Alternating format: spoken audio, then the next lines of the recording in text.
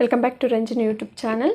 KCET examination ಬಂದು ಒಂದು ತುಂಬ ಇಂಪಾರ್ಟೆಂಟ್ ಆದಂತಹ ಎಕ್ಸಾಮು ಸೆಕೆಂಡ್ PUC ವಿದ್ಯಾರ್ಥಿಗಳಿಗೆ.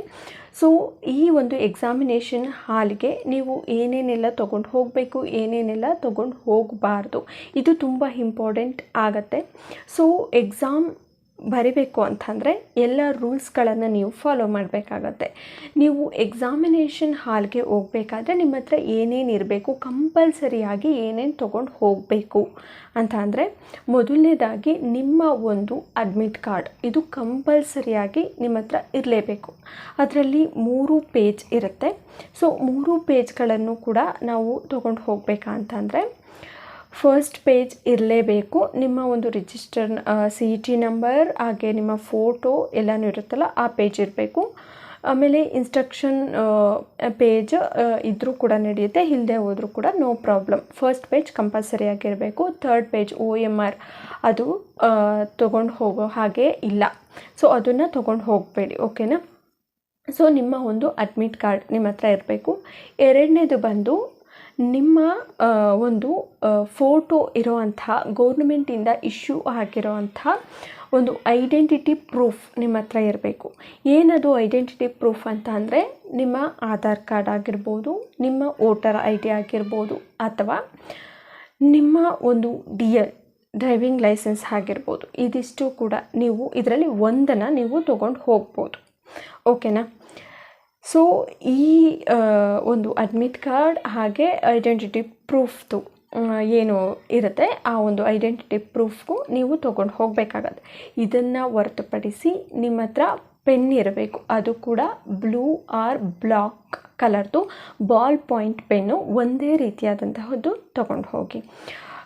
ಈ ಇಂಕ್ ಪೆನ್ ಆಗಿರ್ಬೋದು ಅಥವಾ ಜೆಲ್ ಪೆನ್ ಆಗಿರ್ಬೋದು, ಅದನ್ನು ತೊಗೊಂಡು ಹೋಗೋ ಹಾಗಿಲ್ಲ.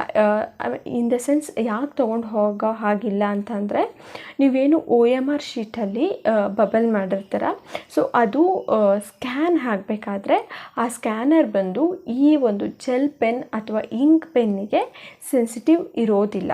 ಹಾಗಾಗಿ blue or black ballpoint ಪೆನ್ನ ಯೂಸ್ ಮಾಡಬೇಕಾಗತ್ತೆ. ಸೊ ಇದಿಷ್ಟನ್ನು ಕೂಡ ನಿಮ್ಮ ಎಕ್ಸಾಮಿನೇಷನ್ ಹಾಲಿಗೆ ತೊಗೊಂಡು ಹೋಗಬೇಕಾಗುತ್ತೆ. ರೈಟಿಂಗ್ ಪ್ಯಾಡು ಅಲೋ ಇಲ್ಲ. ಇದಿಷ್ಟೇ ನೀವು ತೊಗೊಂಡು ಹೋಗಬೇಕಾಗಿರೋದು. ಈ 3 ಮರಿದೇ ತೊಗೊಂಡು ಹೋಗಿ. ಯಾವುದೇ ರೀತಿಯಾದಂತಹ ಜಾಮೆಟ್ರಿ ಬಾಕ್ಸ್ ಅದೆಲ್ಲನೂ ಕೂಡ ಅಲೋ ಇಲ್ಲ.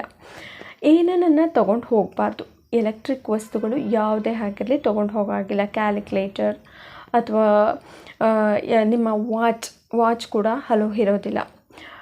ಹಾಗೆಯೇ ಇಯರ್ಫೋನ್ ಆಗಿರ್ಬೋದು, ಬ್ಲೂಟೂತ್, ಮೊಬೈಲ್ ಫೋನ್, ಇದೆಲ್ಲ ಅಲೋ ಇಲ್ಲ, ನಿಮಗೆ ಗೊತ್ತಿರುತ್ತೆ. ಅದಷ್ಟೇ ಅಲ್ಲ, ಒಂದು ಪೆನ್ಸಿಲ್ ಕೂಡ ಅಲೋ ಇಲ್ಲ. Pencil, eraser, paper, geometry box ಇದು ಯಾವುದೂ ಕೂಡ ಅಲೋ ಇರೋದಿಲ್ಲ. ಹಾಗೆ ನೀವು ತಿನ್ನೋದಕ್ಕೇನಾದರೂ ಬೇಕು ಅಂತಂದರೆ ಯಾವುದೇ ರೀತಿಯಾದಂತಹ ತಿಂಡಿ ತಿನಿಸುಗಳನ್ನು ಕೂಡ ನೀವು ಎಕ್ಸಾಮಿನೇಷನ್ ಹಾಲ್ ಒಳಗಡೆ ತೊಗೊಂಡು ಹೋಗೋ ಹಾಗಿಲ್ಲ. ನೆಕ್ಸ್ಟು ನೀರನ್ನ ಕುಡಿಲೇಬೇಕು ಅಂತಂದರೆ ನಿಮಗೆ ವಾಟರ್ ಬಾಟಲ್ ಅಲೋ ಇದೆ. ಬಟ್ ಟ್ರಾನ್ಸ್ಪರೆಂಟ್ ವಾಟರ್ ಬಾಟಲ್ನ ನೀವು ತೊಗೊಂಡು ಹೋಗ್ಬೋದು. ಟ್ರಾನ್ಸ್ಪರೆಂಟ್ ವಾಟರ್ ಬಾಟಲ್ ಅಂತಂದರೆ ಅದು ಯಾವುದೇ ರೀತಿಯಾಗಿ ಕಲರ್ ಇರಬಾರ್ದು. ಕಲರ್ಡ್ ವಾಟರ್ ಬಾಟಲ್ ಅಲೋ ಇಲ್ಲ.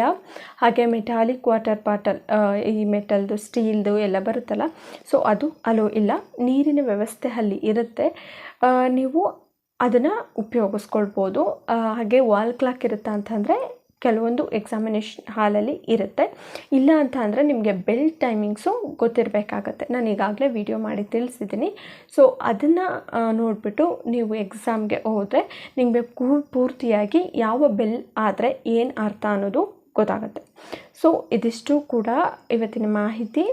ಇದೆಲ್ಲ ಏನೇನು ತೊಗೊಂಡು ಹೋಗಬೇಕು, ಏನೇನು ತೊಗೊಂಡು ಹೋಗಬಾರ್ದು ಅನ್ನೋದು ನಿಮಗೆ ಗೊತ್ತಾಗಿದೆ ಅಂತ ಅಂದ್ಕೊಂಡಿದ್ದೀನಿ.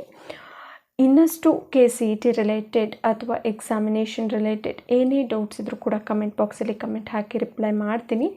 ಸೊ ವಿಡಿಯೋ ಇಷ್ಟ ಆಗಿದ್ರೆ ಒಂದು ಲೈಕ್ ಮಾಡಿ. KCET ಎಕ್ಸಾಮಿನೇಷನ್ ಯಾರ್ಯಾರೆಲ್ಲ ಬರಿತಾ ಇದ್ದೀರಾ ಅವ್ರಿಗೆಲ್ಲರಿಗೂ ಕೂಡ ಆಲ್ ದಿ ಬೆಸ್ಟ್. ಎಕ್ಸಾಮ್ ಚೆನ್ನಾಗಾಗಲಿ. Thank you.